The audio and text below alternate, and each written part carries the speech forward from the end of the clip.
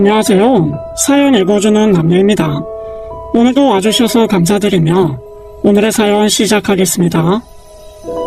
안녕하세요. 얼마 전 시부모님께 특별한 선물을 받고 행복한 나날을 보내고 있는 40대 여성입니다. 지금까지 새롭게 들어온 젊은 동서 때문에 많은 우여곡절이 있었고 그로 인한 마음고생도 심했지만 살다 보니 덕은 내가 베푼 만큼 돌아오고 욕심은 말과 행동에서 드러나 결국 화가 되더라고요. 그간의 고생이 무색해질 만큼 마음이 가뿐하고 매일매일이 즐겁습니다. 저는 성인이 되자마자 고아가 되었습니다. 어떻게 부모님과 동생이 한날 한시에 그렇게 될 수가 있나 믿기지도 않았어요. 남들은 평생에 겪으려야 겪기도 힘든 비극적인 일이 왜 나한테 일어났나 하늘이 원망스럽기도 하고요. 성인이 되었지만 고작 막 미성년자를 벗어나 어른의 길목에 들어선 시기였거든요. 앞으로 혼자서 어떻게 살아야 하나 그저 막막해서 가족을 따라가고 싶은 마음만 가득했던 때였죠. 친가 외가 친척이 있긴 했지만 어느 하나 의지할 만한 어른은 없었어요. 오히려 제가 미성년자가 아니다 보니 다들 불필요한 죄책감이나 의무감을 가질 필요가 없어 다행이다 했겠죠. 그 와중에도 자기 힘든 사정을 토로하며 가족의 사망보험금을 탐내는 친척도 있어 더 꽁꽁 숨고 싶어지더라고요. 그때 제 손을 덥석 잡아준 사람이 다름 아닌 바로 옆집 이웃이었습니다. 승희야, 외삼촌이 지금 좀 많이 힘들다. 얼굴 보면서 이야기하자. 사정이 급해서 그래. 어젯밤에 누나가 꿈에 나와서 너한테 좀 부탁해보라고 하더라. 엄마 마지막 부탁이야 하고 좀 도와주라. 그래도 산 사람은 살아야지. 가시라고요. 할 말 없어요. 제발 좀 가세요. 외삼촌은 무슨 외삼촌이요. 외삼촌 사업 때문에 우리 부모님한테 빌려간 돈도 안 갚은 거 알거든요? 저기요. 그쪽 승희 외삼촌 맞죠? 승희 엄마한테 많이 전해들었어요. 그동안 그쪽 때문에 승희 엄마가 승희 몫으로 들어둔 적금 통장도 여러 번 깨고 한 번도 받은 돈이 없어서 결국 연을 끊고 살았다던데 지금 뻔뻔하게 무슨 돈까지 건드리는 거예요? 아니 그쪽이 뭔데 나서요. 승희 성인이고 자기 할 일은 자기가 알아서 판단하고 잘하는 똑부러지는 애지만 승희 엄마 아빠 그리고 동생 목숨값 만약 그 돈이 당신한테 들어가게 된다면 오랜 지인으로 가만히 있지 않을 겁니다. 참, 뭐 가만히 안 있으면. 모든 법적 수단 이용해서 그동안 승희 부모님한테 진 빚 전부 찾아내서 승희 앞으로 받아낼 거고요. 이런 식으로 원치 않은 방문으로 승희 괴롭히면 접근 금지 가처분 신청 낼 수도 있어요. 뭐요? 접근 금지 뭐? 아니 당신이 뭔데 참견이야. 나 승희 외삼촌이야. 부모 가족 없이 혼자 남은 승희 가족이라고. 가족이라는 말 함부로 쓰지 마시고 우리 조카가 법대 다니거든? 진짜 한번 해볼래? 그리고 어따 대고 반말이야. 부모 가족 다 잃고 혼자 남은 하나밖에 없는 조카를 보고서도 그저 돈만 보여? 착각하지 마. 승희 혼자 아니고 승희 주변에 나 같은 사람들 많아. 그날 행여나 외삼촌의 힘으로 그 단단한 현관문이 열리기라도 할까봐 잠긴 문고리를 꽉 잡고 바들거리고 있던 제게 나타난 그 든든한 사람은 훗날 제 시어머니가 되었습니다. 제가 초등학교 때부터 맞은편 이웃사촌으로 살았던 두 분은 혼자 남은 저를 살뜰히 보살펴 주었어요. 너무 힘들어 도저히 학교에 다닐 수가 없어서 휴학하고 방 안에만 틀어박혀 있었는데요. 단 하루도 거르지 않고 매일 아침 저녁 끼니를 다 챙겨주셨어요. 봄날이면 꽃놀이, 여름이면 바다, 가을이면 단풍, 그리고 겨울이면 눈 보러 가자고 매일 저를 밖으로 데리고 나갈 핑계를 만드는 사람처럼 저희 집 문을 두드리곤 하셨어요. 그러면 저는 못 이기는 척 현관문을 열 수밖에 없었지요. 그러다 보니 절대 극복할 수 없을 것만 같았던 슬픔도 차차 극복할 수 있었습니다. 가족을 잃은 슬픔에 깊이 잠길 뻔한 저를 애써 붙들고 버텨주신 덕분에 저는 지금까지 살 수 있었어요. 게다가 그중 첫째 아들과 좋은 인연이 되어 올해로 결혼한 지 20년이 되었습니다. 그 사람은 늦은 밤 아르바이트를 끝내거나 비가 많이 오는 날 저를 데리러 와주기도 했어요. 가족의 기일을 말하지도 않았는데 그날은 매년 시간을 비워 함께 납골 땅에도 가주었죠. 그리고 한 번씩 가족에 대한 그리움이 걷잡을 수 없이 밀려올 때가 있었거든요. 그럴 때마다 엉엉 소름을 쏟아내는 제 어깨를 말없이 몇 시간이고 토닥이고 안아주면서 큰 힘이 되어주던 사람이에요. 그렇게 살뜰한 보살핌을 받다 가족으로서의 애정인지 이성으로서의 애정인지 헷갈릴 즈음 제가 졸업을 했습니다. 그리고 그날 오빠는 기다렸다는 듯이 제게 프로포즈를 했죠. 사귀자는 것도 아니고 바로 결혼하자고 말이에요. 물론 저는 거절을 했었습니다.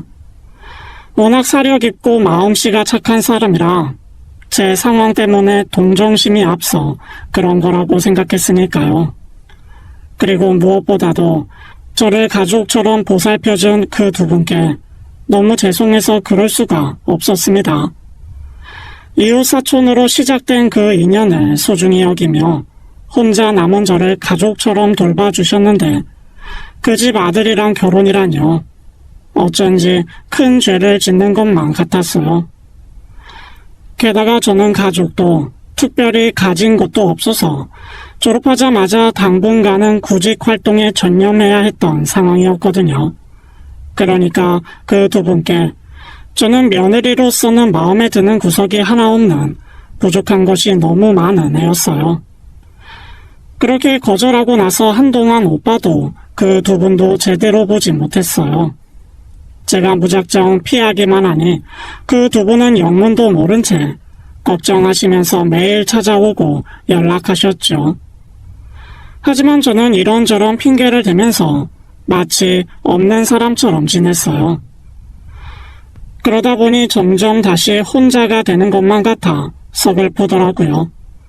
새삼스럽게도 그 몇 년 사이에 제가 그분들에게 많은 의지를 했다는 것도 깨달았고 매일같이 붙어 다니다가 오빠를 만나지 않게 되면서 오빠를 향한 제 마음을 더 확실하게 알 수 있게 되었습니다. 그래서 더 힘들었어요. 사고로 온 가족들이 다 저를 두고 먼 길을 떠났던 것처럼 이번에도 가족 같은 사람들과 한순간에 남이 되었다는 생각이 들자 저는 세상에 그저 혼자 남겨진 외톨이 같더라고요.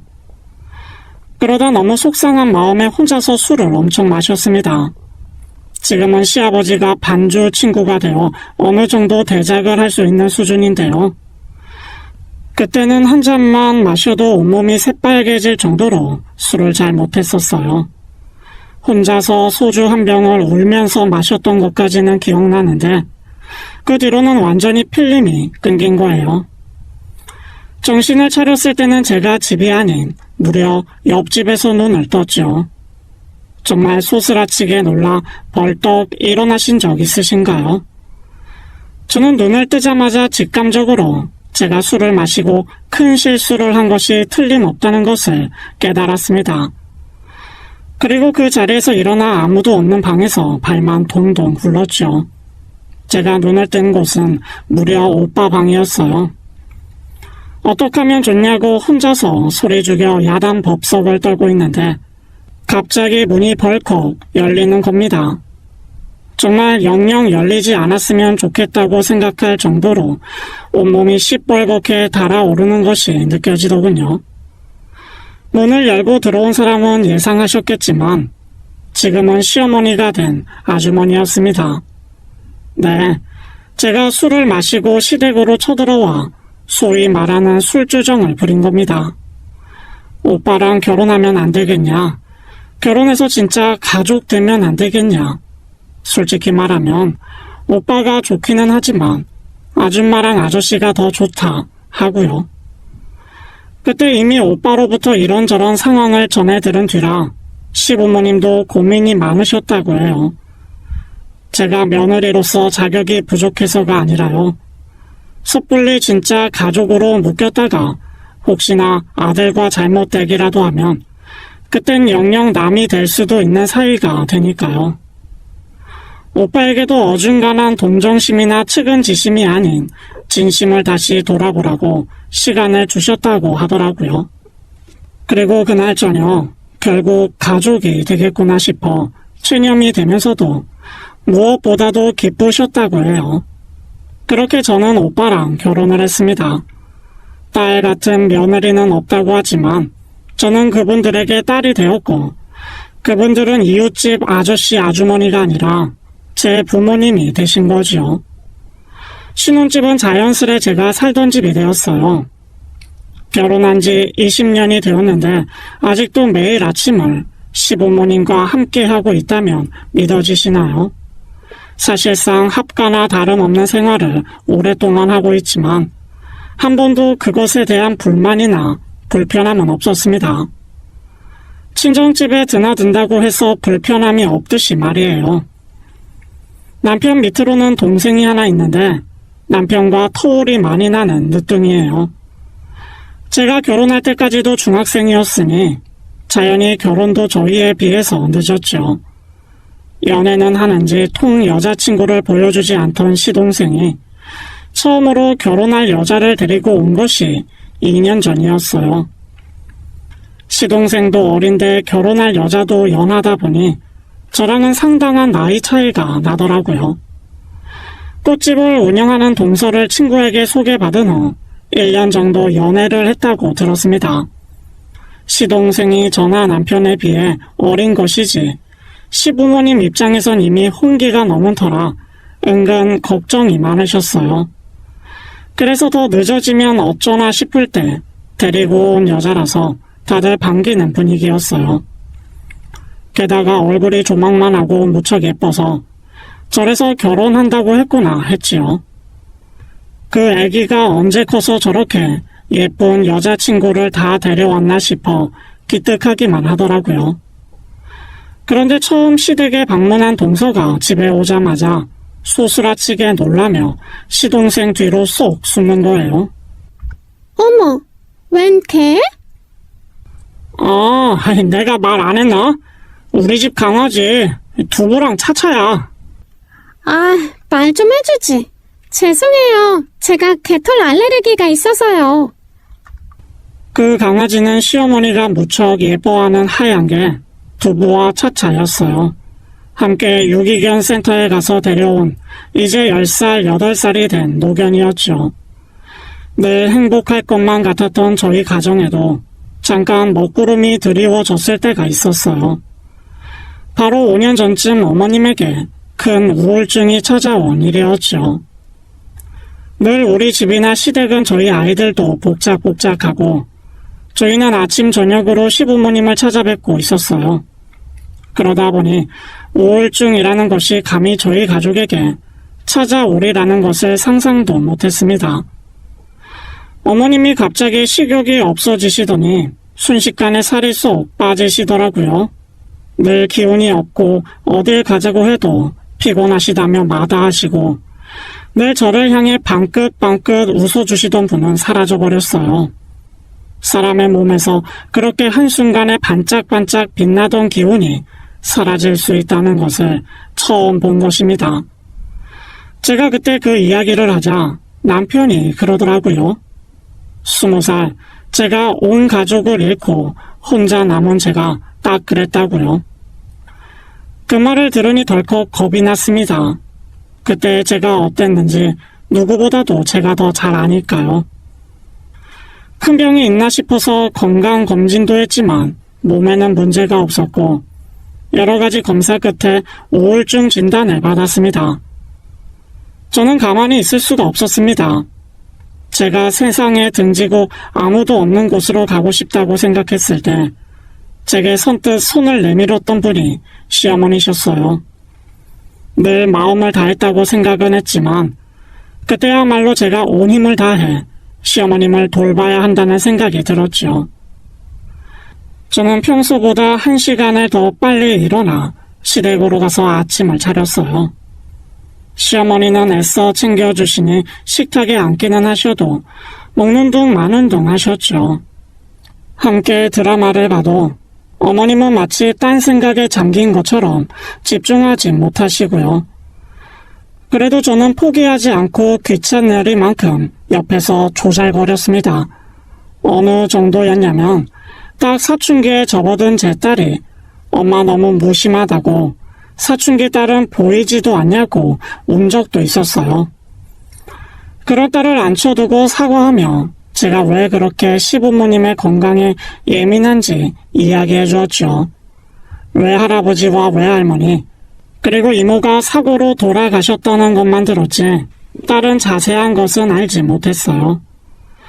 20살에 온 가족을 잃고 혼자 남은 엄마를 따뜻하게 안아준 할머니와 할아버지 이야기를 듣고 눈물을 흘리더라고요. 딸은 괜히 엄마랑 할머니 힘든데 투정 부려서 미안하다면서 초등학생이었던 아들 케어를 도맡아 하더라고요. 학원 숙제도 봐주고 준비물도 챙겨주면서요. 그렇게 온 가족의 정성스러운 케어에 차츰 나아지시는 모습을 보이셨어요. 그리고 우연히 텔레비전에서 하던 유기견 센터에 관한 방송을 보시고 그날 밤 잠을 못 주무셨다고 해요. 버림을 받고 그저 죽음을 기다리는 개들이 눈에 밟혀서요. 다음날 시어머니께서는 텔레비전 속에 나온 유기견 센터에 가보고 싶다고 부탁하더라고요. 저는 깜짝 놀랐어요. 저를 비롯한 가족에게 뭘 해달라는 요구 한 번 한 적이 없었던 분이거든요. 안 갈 수가 없죠. 그날로 남편은 휴가를 냈고 온 가족이 경기도에 있는 유기견 센터까지 갔습니다. 마음 같아선 모든 개를 다 데리고 오고 싶었지만 안락사 시일이 가장 빠른 개 둘을 가족으로 맞이하게 되었습니다. 한 마리만 데리고 가자고 시아버님이 조심스러운 제안을 하셨지만 어머님은 2마리를 고집하셨어요. 8살이 된 차차까지 데리고 온 이유는 강아지 우울증에 걸렸다는 이야기 때문이었어요. 두부도 차차도 모두 잘 케어가 된 개였는데 나이에 비해 특별한 병이 있는 것도 아닌데 길에서 발견되었다 하더라고요. 2마리 다 특별한 이유도 없이 갑자기 한순간에 가족을 잃은 것이었습니다. 특히 차차가 유기견 센터로 온 뒤 우울증 증상의 밥도 거의 못 먹는다고 하더군요. 그 이야기를 듣고 그냥 울 수가 있었을까요? 그렇게 두부와 차차는 우리 가족이 되었습니다. 갑자기 집에 새 식구가 2이나 생기니 분위기가 달라진 것은 말할 것도 없고요. 본인이 직접 케어해야 하는 존재가 생기자 시어머니는 빠르게 생기를 되찾았습니다. 그 뒤로 저희 집의 생활도 조금씩 달라졌습니다. 저희의 일과에 두부와 차차 산책이 더해졌고 야외 나들이를 갈 때는 늘 애견 반입 가는 카페를 찾았죠. 또한 한 번도 가보지 않았던 애견 운동장, 애견 카페 같은 곳을 가보게 됐다는 것 정도일까요? 뭐가 어찌됐던 시어머니는 그 뒤로 몰라보게 활력을 찾으셨어요.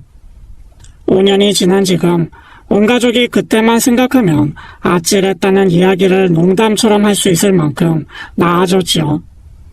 그렇게 두부와 차차가 저희 가족에게, 특히 시어머니에게 특별한 존재라는 것은 두말하면 입 아픈 사실이었어요. 그런데 갑자기 둘째 며느리가 될 동서가 개털 알레르기가 있다고 하니 시부모님이 놀라실 만도 했죠. 각각 두부와 차차를 안고 방에 들어가셨고 그렇게 개를 분리한 채 거실에서 만났어요. 동서는 여기저기 개털이 보인다는 둥, 벌써 옷에 개털이 붙었다는 둥 불평이 심했어요.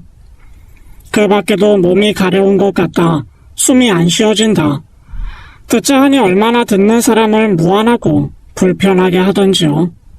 그 문제 때문에 알게 모르게 서로 기분이 상해 있는 상황에서 동서가 먼저 이야기를 꺼냈습니다. 혹시 저희 집 할 때 얼마나 도와주실 수 있으세요? 야, 여기서 갑자기 그런 말을 왜 해? 내가 알아서 한댔잖아. 가만히 있어봐. 이런 건 딱딱 짚고 넘어가야 하는 거야. 저희 집에서는 3천 정도 해주실 수 있다고 하시고 저랑 정민 씨 모은 돈 합쳐도 집값이 워낙 높다 보니 저희도 매매는 힘들 것 같더라고요. 그래도 아들 결혼하는데 아버님께서 한 5억 정도만 도와주시면 전셋집이라도 어떻게 될 것 같은데요? 5억? 무슨 말이야? 너 미쳤어? 아빠, 아니야. 요즘 집값이 얼만데. 그럼 도움 하나도 안 받고 어떻게 결혼을 하고 결혼 생활을 시작할 건데? 야, 그래도 5억은 아니지. 우리 집에 그런 돈 없어. 요즘 애들이라 다른 건지 그냥 동서가 대바라진 건지 모르겠지만 정말 깜짝 놀라 할 말을 잃었습니다. 어떻게 어른들 앞에서 저렇게 당돌하게 돈 이야기를 꺼낼 수 있을까 싶어서요. 저희 시댁이요. 정말 평범합니다. 공기업에 근무하신 시아버님은 정년 퇴직하신 지 오래고 시어머님은 평생 집에서 살림만 하셨어요. 정확한 재산은 저도 모르지만 그래도 알뜰살뜰 낭비하는 거 없이 잘 모으셨어요. 노후 자금을 제외하고 아들 둘 장가 보낼 때 조금이나마 챙겨주시려고 모아두신 정도가 있다는 건 압니다. 저희 결혼할 때도 5천을 주려고 하셨는데 제가 집을 가지고 있다 보니 큰 돈이 필요 없어 받지 않았어요. 게다가 저는 이미 받은 게 많아 더욱더 그 돈을 받을 수가 없었죠. 그래도 한사코 주시려는 거 훗날 우리 시연이 재원이 대학 가거든 그때 좀 힘써 주시라 애교로 넘어갔습니다. 그래서 아마 시동생 결혼할 때도 저희와 비슷한 금액을 생각하셨을 거예요. 그런데 대뜸 그 큰 돈을 달라고 하니 당혹스러울 수밖에요. 1억도 당혹스러울 판에 5억이라뇨. 아버님은 일단 생각해 보시겠다고 하셨는데 그 뒤로 굉장히 고민을 많이 하시더라고요. 안 그래도 날이 더워 입맛도 없으실 텐데 끼니도 걸으시고 시댁에 가면 말소리보다 한숨 소리가 더 많았어요. 갑자기 집안 분위기가 그렇게 되니 많이 속상하더라고요. 그러다 문득 그 집이 뭐라고? 어차피 내 가족 될 사람이니 남편과 상의 끝에 시부모님을 찾아갔습니다. 아버님, 어머님, 드릴 말씀이 있어요. 응? 무슨 일이냐? 요즘 아버님, 어머님, 정민이 집 문제로 많이 힘드신 거 알아요. 미안하구나. 괜히 너희까지 신경 쓰게 만들고 마음 같아선 그냥 집어치우라고 하고 싶은데 정민이 그게 결혼한다고 여자를 데리고 온 것도 처음이고 나이도 나이다 보니 지금 아니면 또 얼마나 늦어질까 싶어서 마음이 급해서 그런다. 저도 두 분 마음 충분히 이해해요. 정민이 저한텐 그냥 시동생 아니고 친동생이에요. 그래서 저희도 정말 충분히 상의하고 결정해서 말씀드리는데요. 무슨 일 있니?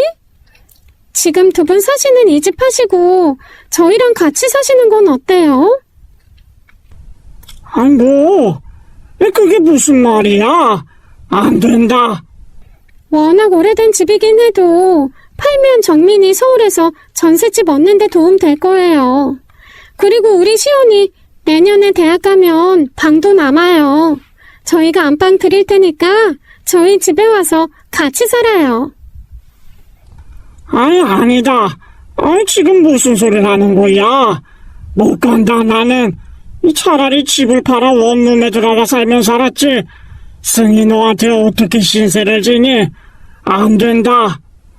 어떻게 그런 말씀을 하세요? 그렇게 말씀하시면 제가 더 서운해요. 그래, 엄마. 우리 충분히 상의하고 내린 결정이야. 아무리 생각해도 그것만큼 좋은 방법도 없어. 아버지랑 엄마는 정민이 마음 편하게 장가 보내서 좋고, 뭐 우리도 엄마 아버지랑 살아서 좋잖아. 아, 그게 말이 안 되지. 어떻게 둘째 장가 보내겠다고 내가 며느리 신세를 지냐? 안 그래도 너네 결혼할 때 한사코 안 받겠다 마다해서 준 것도 없는데 내가 무슨 면목으로 그렇게 해? 제가 받은 게 왜 없어요. 저 부모님 20살에 잃고 아버님 어머님이 저 가족처럼 챙겨주시고 가족으로 받아들여주신 거 20년이 넘어요. 제 부모님보다 아버님 어머님이랑 보낸 시간이 더 길고요. 아버님, 저는요, 제가 뭘 어떻게 해드려도 그날 제 손 잡아주신 은혜 절대 못 갚는다고 생각하면서 살고 있어요. 제발 그렇게 해주세요. 아니, 어떻게 그래? 어떻게 그러니 우리가? 울지 마세요. 어머님 그렇게 우시면 제가 더 마음 아파요. 저 솔직히 설레기까지 했어요. 앞으로 귀찮게 현관문 열고 갈 필요 없이 방문만 열면 어머님 아버님 계시는 거잖아요. 아유, 그 자식 드디어 장가 보내버리겠네. 난 후련해. 귀염둥이 누뚱이가 아니라 아주 애물단지였어. 시원하게 보내줍시다. 내가 정말 너네한테 이 면목이 없다. 면목이 없어. 고맙다. 고마워. 내가 너한테 이걸 어떻게 다 갚니? 어떻게 갚아? 그렇게 시부모님은 집을 판 돈으로 시동생 장가를 보냈습니다. 그때 시부모님을 설득하기 위해 한 말은 조금의 거짓도 없는 진심이었어요. 아이들이 제 할아버지 할머니를 많이 따르니 다행이었죠. 다만 시부모님은 결단코 안방은 들어가실 수 없다고 하셔서 저희가 쓰려고 했던 둘째 재혼이 방을 내어드렸어요. 모두 찬성한 선택이었지만 갑자기 자기 방을 잃고 유목민 신세가 된 재혼이만 약간의 불만이 있었죠. 남편이 게임 시간을 늘려주고 미안한 마음에 시부모님이 챙겨주신 용돈에 그 불만은 금방 쏙 들어갔지만요. 집 문제로 시동생 내외를 불렀을 때 동서만 따로 불렀어요. 시부모님이 이렇게나 마음 써주셨으니 자주 전화를 드리고 신경을 써주셨으면 좋겠다는 말을 넌지시했어요. 제 앞에서는 퉁명스럽게 네 하고 말더니 다같이 모인 자리에서 그러더라고요. 재민 오빠가 그러는데 형님 이 집에서 거의 딸이라면서요? 저는 솔직히 딸 같은 며느리 그런 거 없다고 보거든요. 저는 형님처럼 그렇게 못해요. 명절이나 어버이날, 생일 그거 다 챙기면 거의 매달 와야 할 텐데 서울에서 여기가 보통 거리도 아니고 그렇게 하기는 힘들 것 같아서 미리 말씀드려요. 기대하고 계실까봐. 아무리 그래도 그런 말은 좀 그렇다. 게다가 이 자리는 동서가 말한 대로 아버님이 무리하게 집까지 빼주면서 돈 해주시겠다고 부른 자리인데 그건 감사드려요. 집까지 빼서 주실 줄은 몰랐는데 이렇게까지 해주시니 당연히 감사하죠. 근데 솔직히 그거 어차피 오빠 명의로 주시는 집인데 제가 뭐 그 이상 하긴 좀 어려울 것 같다는 거예요. 요즘 애들이라 그런가 했더니 그냥 당돌하고 대바라진 애였습니다. 시부모님이 할 말을 잃고 아무 말도 안 하는데 그 자리에서 제가 나서서 뭐라고 하기도 어렵더라고요. 제가 모시고 살게 된 거긴 하지만 어쨌든 나서도 시부모님이 나서야 하는 자리라고 생각했으니까요. 이러나 저러나 결혼시키려고 한 거 며느리 자리가 마음에 안 들어도 아들이 마음에 든다고 하니 그냥 진행하셨어요. 큰 기대를 하지 않으면 서운해할 것도 없다시면서요. 개털 알레르기가 있다고 하니 명절이라고 시동생 내외가 내려와도 마땅히 재울 곳도 없었어요. 그래서인지 추석 때 딱 한 번 내려와 밥 먹고 올라간 뒤로는 그 다음 명절부터는 오지도 않더라고요. 밥 한 끼 먹자고 명절에 도로에서 버리는 시간이 너무 많아 아깝다면서요. 시부모님은 아무 말씀 안 하시는데 저는 좀 너무했다 싶어 화가 나는 날도 많았습니다. 시자 노릇할 생각은 없었는데 가끔씩은 해도 너무한다는 생각이 들어 견딜 수가 없더라고요. 그렇게 한 번씩 시부모님을 대신해 제가 서운한 기색을 비치면 시어머님은 그래요. 그냥 둘이 좋아 잘 살면 그만이라고. 첫째 며느리 복이 많아 둘째 며느리 복이 없나 보다고요. 저를 가졌으니 둘째는 욕심도 안 내기로 했으니 너무 쾌념치 말라고 오히려 저를 위로해 주시곤 했죠. 그러던 어느 날 첫째인 시연이가 할머니, 엄마 이것 좀 보라며 뭘 좀 보여주더라고요. 첫째 SNS에 낯익은 사람이 아는 사람으로 추천이 떠서 봤더니 작은 엄마라고요. 그러면서 보여준 사진이 정말 충격 그 자체였습니다. 동서가 자기 친구네 집에 가서 강아지를 안고 찍은 사진이 있더라고요. 처음 시댁에 왔을 때 강아지 보고 기겁하면서 시동생 뒤에 숨던 거 생각하니 어처구니 없고요. 제가 두부랑 차차는 방에 두고 깨끗이 치워둘 테니 한번 들려라고 했을 때도 얼마나 타박하던지요. 형님은 개털 알레르기가 없어 잘 모른다. 그게 치운다고 치워지는 줄 아냐. 그때도 온몸에 두드러기가 올라와서 다음날 병원까지 갔다고 그렇게 사람 무안하게 하던 게 동서예요. 엄마, 대박이지? 개털 알레르기는 무슨... 개털 알러지 있는 사람이 강아지랑 이렇게 얼굴을 맞대고 찍어? 더 대박인 거 알려줄까? 이거 봐. 지난번에 할머니 병원 때문에 서울 갔을 때 작은 엄마 아프다고 작은 아빠만 왔었잖아? 근데 이날 친구들이랑 호캉스 가서 놀았어. 날짜 봐봐. 호캉스? 거기가 어디냐? 아, 할머니, 호캉스는 호텔 바캉스라고 쉽게 말해서 호텔에서 머물면서 쉬는 거야. 친구들이랑 좋은 호텔 잡아서 하룻밤 놀면서 수영도 하고 호텔 뷔페도 먹고 그러는 거지. 됐다. 뭐 그리 놀랍지도 않네.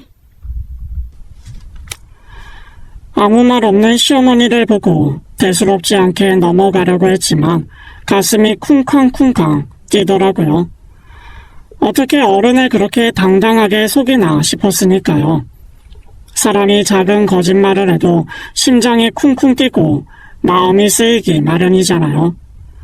그런 거짓말과 변명을 하면서 그동안 시부모님을 속여왔다는 것이 너무 괘씸하고요. 게다가 그 동서의 거짓말을 시동생이 동조했다는 사실도 너무 충격적이었습니다. 제가 아는 재민이는 그런 애가 아니었으니까요. 어려서 오냐 하고 자란 편이긴 하지만 그렇다고 경우 없이 굴거나 예의 없는 행동을 한 적도 없고요. 남편이 시동생이라도 불러다 한 소리 하려고 했는데 두 분이 그냥 두라고 하셔서 모른 척하고 넘어갔습니다. 그러던 어느 날 정말 말도 안 되는 큰일이 생겼습니다. 후식으로 먹을 딸기를 씻고 있는데 거실에 앉아 TV를 보시던 시아버지가 갑자기 괴성을 지르는 것이 아니겠어요? 왜? 아버지 왜 그래? 아버님, 왜 그러세요? 됐다! 됐어! 뭐가 됐다는 거예요? 갑작스러운 난리통에 놀라 수도꼭지를 잠근 것도 잊은 채 거실로 뛰어나갔죠. 근데 시아버지가 웬 쪽지를 들고 텔레비전을 보더니 바들바들 떨고 있는 겁니다.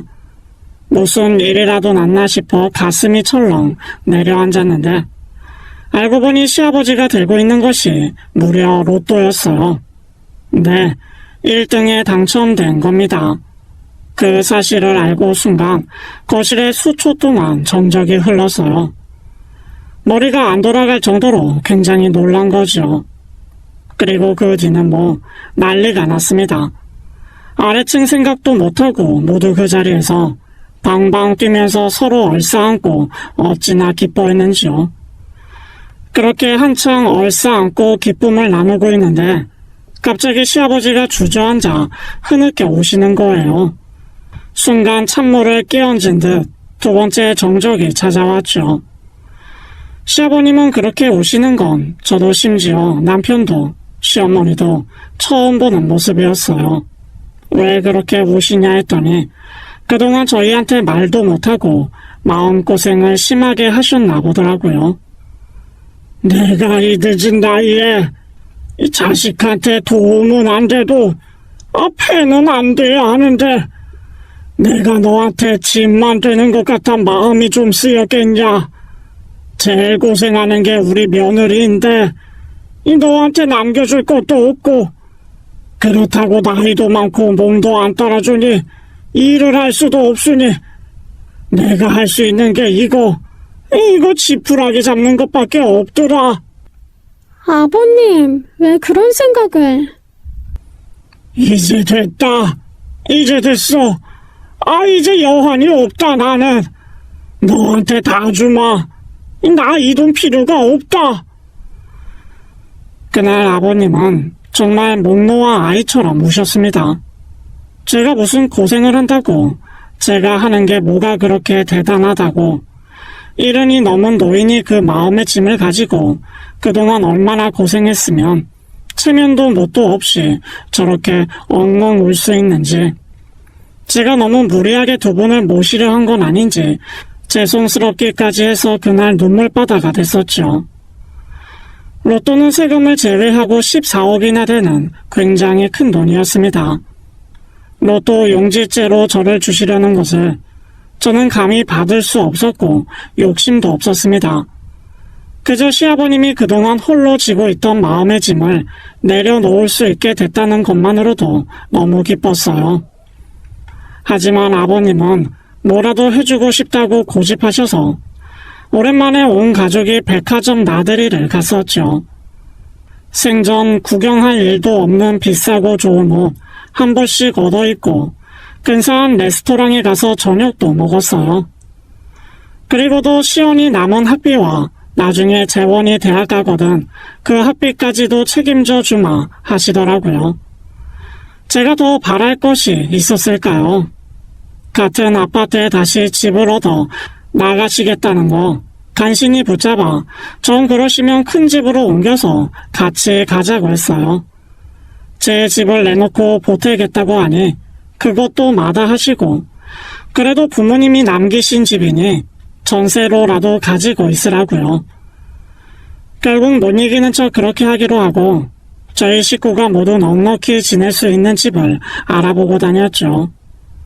유일하게 마음에 걸렸던 거라면 첫째가 지낼 방이 없어 방학이 되어도 오래 머물다 가지 못한 거였거든요.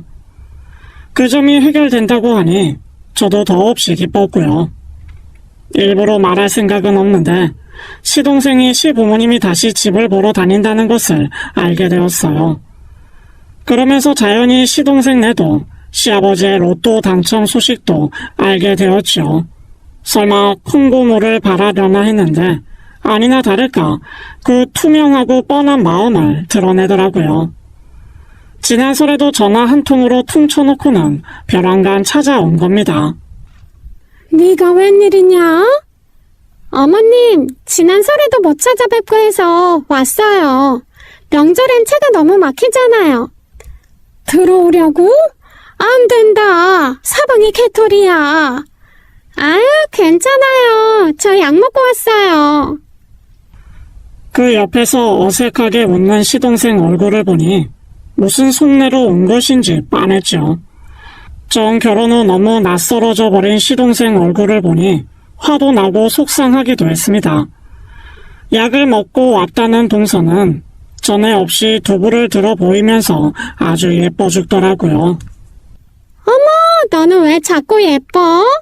어머니, 몇 살이라고 했죠? 아직도 너무 애기 같아요.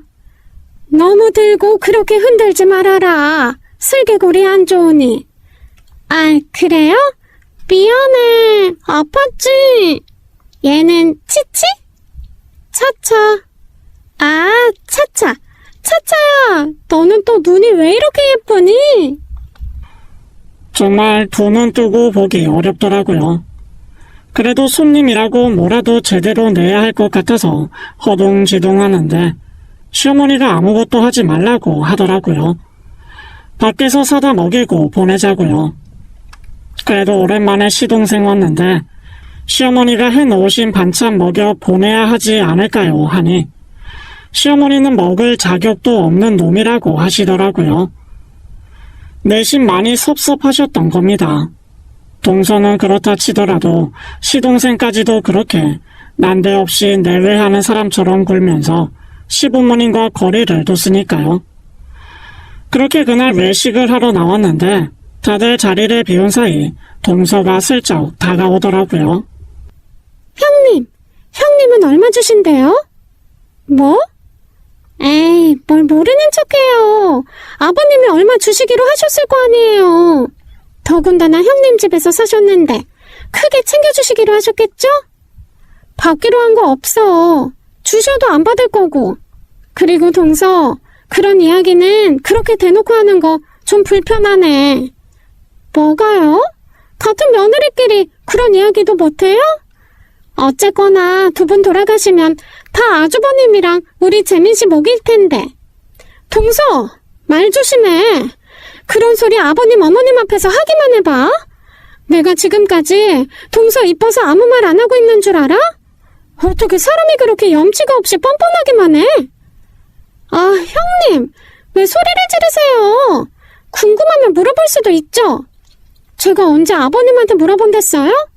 형님 내가 얼마를 받는지 알아야 저희도 그에 맞춰서 요구를 하죠. 요구? 무슨 요구?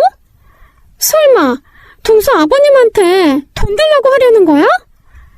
큰아들 주셨으면 그만큼 작은 아들도 주셔야죠. 차별하는 것도 아니고. 동서는 그때 아버님이 집까지 팔아서 전세금 주셨잖아. 그럼 된 거 아니야? 나 받은 거 없으니 그렇게 따지면 동서네가 가져간 만큼 내가 더 받을 게 있겠네. 욕심 부리지 마. 형님, 저희는 서울에 살잖아요. 어느 세월에 서울에 집 사서 살아요? 형님은 지방에서 사니까 서울 집값 체감도 안 되시죠? 게다가 형님은 이미 부모님한테 유산으로 받은 집도 있는데 그 돈 좀 안 받으면 어떡해요? 형님이 좀 도와주면 안 돼요? 전세금 그것도 부족해서 받은 대출이자 다달이 죽겠어요. 그거야 동서가 무리하게 형편에도 안 맞는 집을 구해서 들어간 거니 그렇지. 그러니 사람이 적당히 자기 분수 알고 살아야 하는 거야. 아, 도와주기 싫으면 마세요. 제가 알아서 할 테니까. 그날 밤에 소고기를 먹고 체해서 밤새도록 얼마나 힘들었는지요. 남편은 내내 등을 두드려주고 시어머님은 제 손을 따주셨어요. 시아버님은 언제 나갔다 오셨는지 그 밤에 24시 약국을 찾아다 소화제를 사오셨더라고요. 체한 게 그게 뭐라고 저 하나에 다 붙들려서 마음 써주시는지 저는 마음은 오히려 더 무거워지고 심란해졌습니다.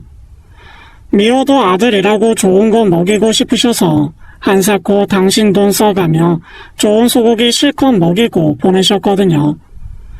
근데 동서하는 걸 보니 앞으로 또 한 번 태풍이 오겠구나 싶었어요. 동서네가 다시 찾아온 것은 2주 뒤였어요. 네가 또 웬일이냐?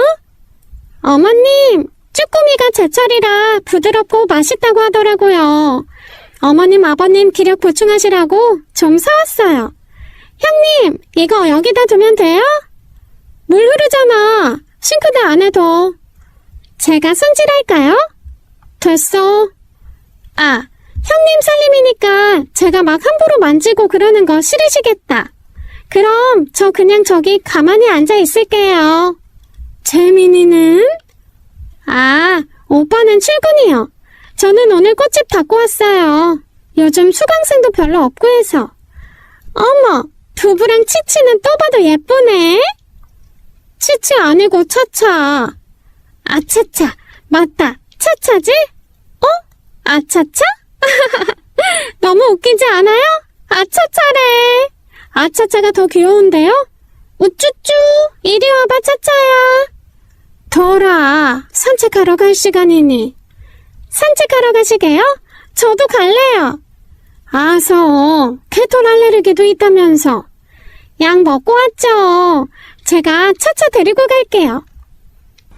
시어머니는 못마땅해 하셨지만 나서서 산책을 시켜준다는데 거절하기도 못해서 그냥 그래라 하셨어요.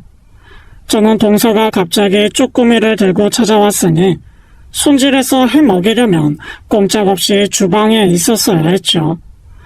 그리고 얼마 지나지 않아 사달이 났습니다. 나간 지 20분이나 됐을까요? 갑자기 시어머니한테 전화가 왔는데 제대로 말도 못할 정도로 횡설수설하시며 우시는 거예요.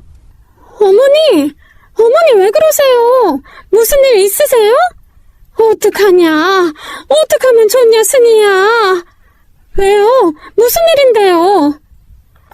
아이, 무슨 일이야?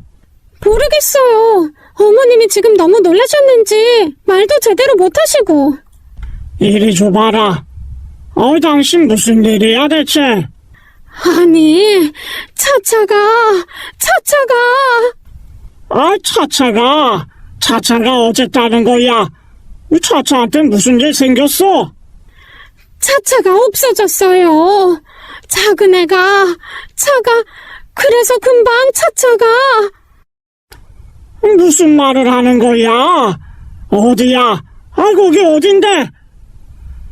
시아버지와 함께 다급하게 찾아간 곳은 아파트 단지와 멀지 않은 곳으로 늘 산책하던 공원이었어요. 그곳에서 시어머니가 두부를 아는 채로 발을 동동 구르고 울고 계셨죠. 알고 보니 동서가 차차의 목줄을 제대로 잡고 있지 않은 상황에서 줄을 놓쳐버린 거예요. 공유 킥보드가 공원 내로 진입하면서 차차가 놀라 뛰어가 버렸는데 잡을 새도 없이 사라져버린 거죠. 멀지 않은 곳에서 동서가 차차를 부르며 뛰어다니고 있고 시아버지와 저는 착잡하게 넓은 공원을 바라보았죠. 늘 오던 산책길이니 멀리 나가지 않았을 것 같지만 놀란 상태로 뛰어나간 거다 보니 걱정이 되더라고요. 공원이 워낙 길이 다양하고 넓은 데다가 근처 산길과도 연결이 되어 있거든요. 도로로 튀어나가지 않았을까, 산길로 숨어버렸을까 생각하다 보니 저도 마음이 다급해지더라고요. 저도 그런데 시어머니는 오죽했겠어요. 어떡해요? 아무리 찾아도 안 보여요, 어머니. 아이고, 어떡하니 우리 차차. 그러게 넌 왜 시키지도 않은 일에 나서? 네가 언제부터 여기까지 와서 애들 산책을 시켰다고? 죄송해요. 잘해보려다가. 너는 아유 됐어. 동서, 일단 어머니 많이 놀라셨으니까 모시고 집으로 가. 어머니, 제가 어떻게든 찾아볼게요. 들어가 계세요. 두부도 불안해하니까요. 승희야, 부탁한다. 차차 좀 꼭 좀 찾아다오. 걱정 마세요. 그렇게 말은 했지만 갑자기 튀어나가버린 차차를 어디서 찾아야 할지 막막했어요. 시아버님이랑 구역을 나누어 주변 사람들에게도 묻고 목이 터져라 애타게 불러봤지요. 하지만 차차는 보이지도 않더라고요. 성격상 어딜 돌아다닐 것 같진 않았고 분명 겁을 먹고 어딘가 구석에 들어가 있을 텐데요. 설상가상 그때 비까지 오더라고요. 그러다 문득 차차가 가끔 공원에서 덩치가 좋은 큰 개를 만나면 늘 풀숲으로 몸을 숨기려 한다는 것이 떠올랐어요. 그래서 몸을 낮춰 풀숲을 샅샅이 뒤지며 공원을 돌았죠. 그리고 아주 운 좋게 작은 다리 밑에서 차차를 찾아냈습니다.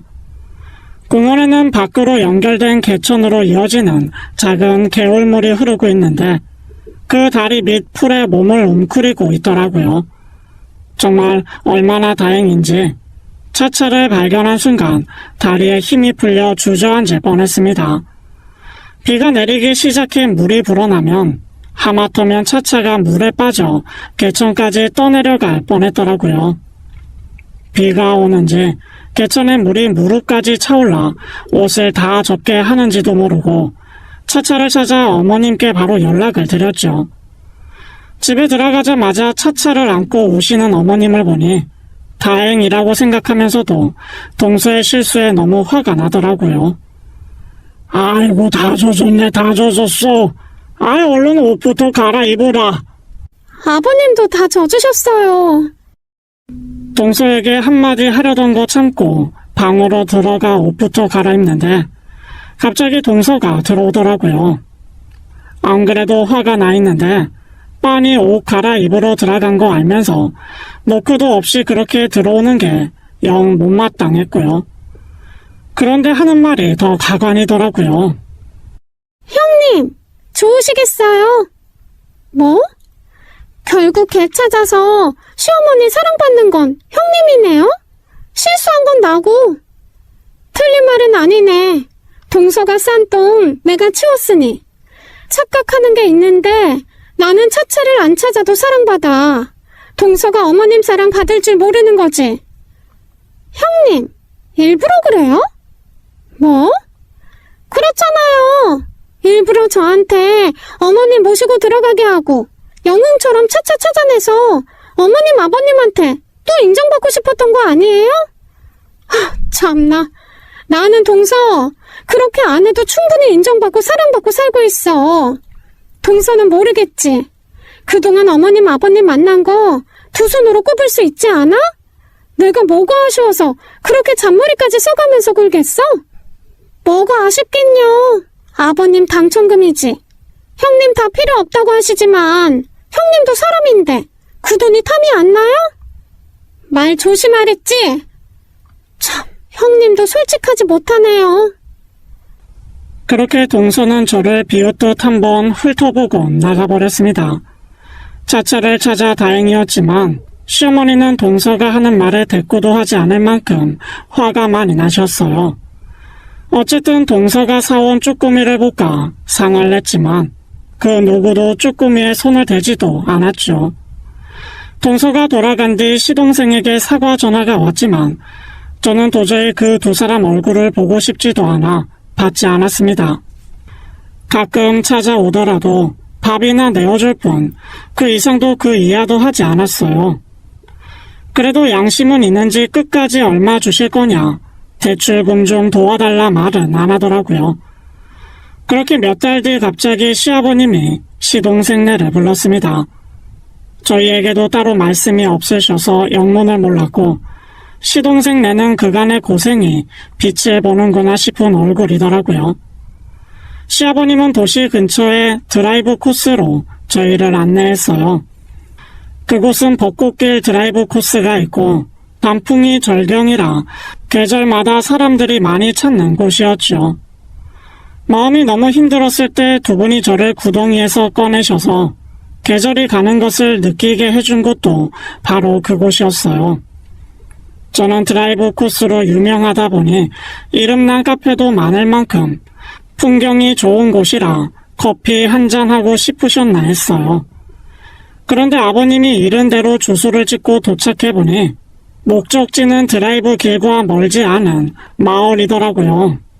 내려서 보니 호수를 내려다보는 근사한 전원주택 앞이었는데 시아버님이 그곳에서 폭탄 발언을 하시는 겁니다. 어떠냐? 마음에 드냐? 내일부터 리모델링 들어가기로 했다. 아버님, 여기가 어디예요? 여기 싹 고쳐서 이사하련다. 그게 무슨 말씀이세요? 여기로 이사 오신다고요? 어머, 아버님, 어머님 이사하시게요? 너무 좋다. 경치도 좋고 집도 너무 좋아 보여요. 리모델링 하시려고요? 방이 몇 개예요?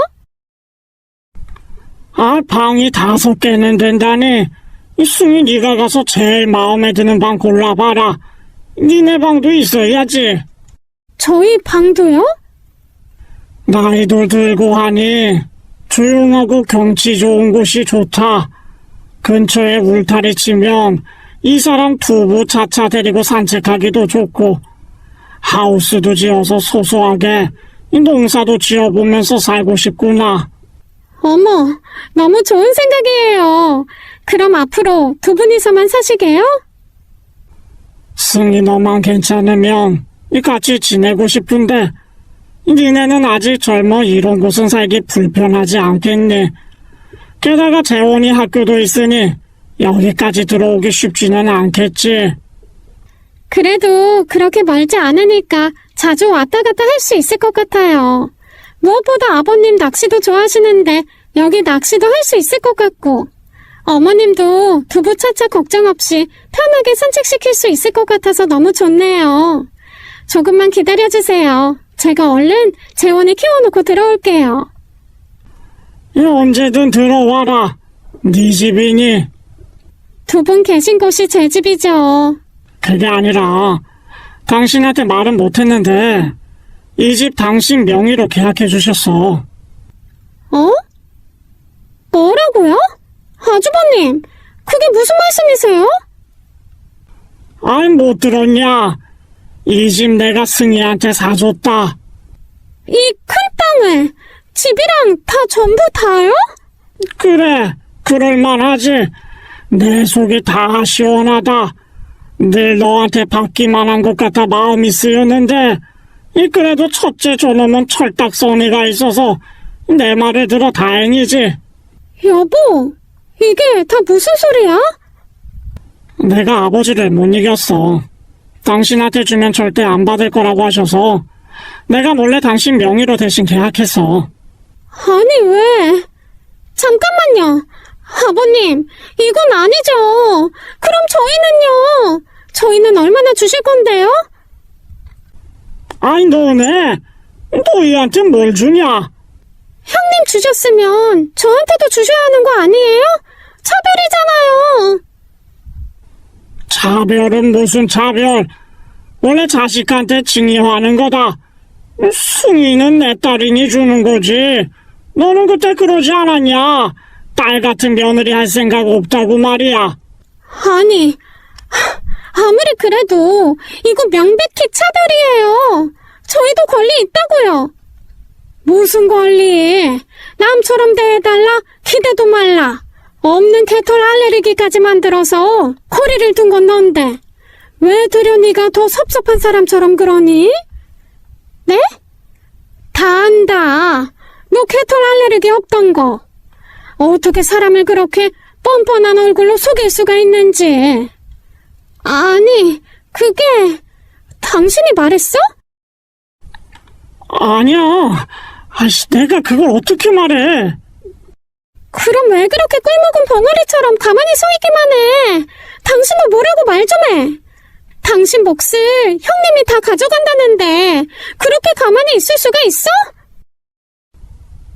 내가 뭐라고 해? 그래, 그 몇 년간 가장 내 아름다운 얼굴이다. 그래도 넌 염치가 있구나.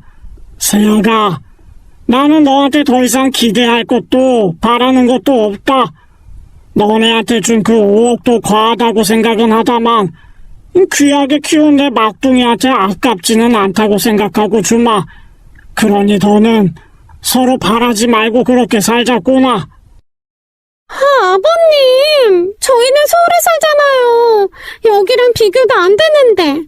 대출금도 많이 남았는데 이 집 사시고 그래도 남으셨을 거 아니에요. 남은 건 다 쓰고 죽을 테니 걱정 마라. 그래도 그렇지. 너무 과한 것을 받은 것 같다고 하니 남편이 그러더라고요.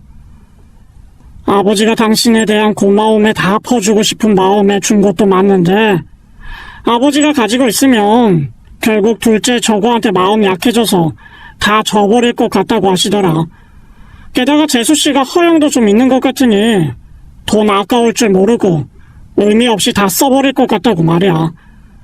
걱정하지 말고 받아. 당신 받을 자격 있어. 정 부담스러우면 뭐 차라리 당신이 은행장이라고 생각하고 가지고 있으면 되지. 뭐? 은행장? 그래. 그리고 당신이 가지고 있다가 행여나 정민이 저거 생명에 위협을 받을 만큼 큰 문제 생기면 그때 조금만 도와줘. 동서요. 연을 끊고 살겠다고 하더랍니다. 시동생이 혼자 내려와서 그래요. 그동안 자기가 너무 자기만 생각한 것 같다고요. 처음엔 동서가 너무 좋아서 곁에 두고 싶은 마음밖에 없었더랍니다. 그런데 정신 차리고 보니 무리하게 돈을 받아 부모님을 형 집에서 힘들게 살게 한 것 같아 죄송했답니다. 배털 알레르기 핑계를 동조하려 한 게 아니라 부모님이 형 집에서 사는 걸 보면 죄책감에 들어오고 싶지 않았대요. 차라리 잘 됐다 싶어 거짓말을 보고도 모른 채 했다고요. 다행히 로또 당첨이 됐다고 하니 내심 이제 부모님 고생 안 해도 되겠다 싶어 좋았고요. 근데 동서가 그걸 또 욕심내는 걸 보니 자기도 이건 아니다 싶었던 거죠. 그러면서도 또 동서가 다달이 나가는 대출금 이야기를 하니 사람이 그러면 안 되는데 그 돈에 욕심이 생기더랍니다. 내심 자기 몫을 줬으면 싶었다고 죄송하다고 하더라고요. 뒤늦게 돈이 탐나 하는 빈말 같진 않았어요.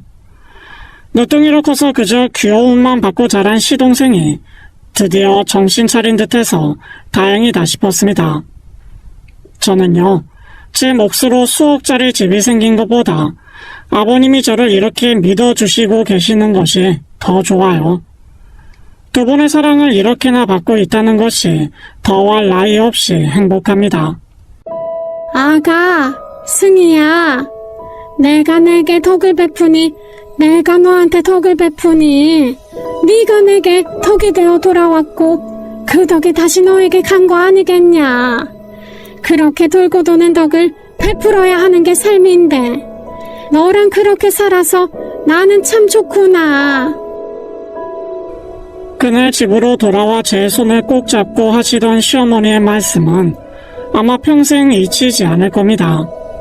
언젠간 제게도 며느리가 생기면 그대로 돌려줄 수 있는 사람이 되어야겠다고 생각했어요. 한 번의 가족을 잃고 세상을 등지려 했던 제 20살의 저를 만날 수 있다면 꼭 말해주고 싶어요. 걱정하지 말라고요.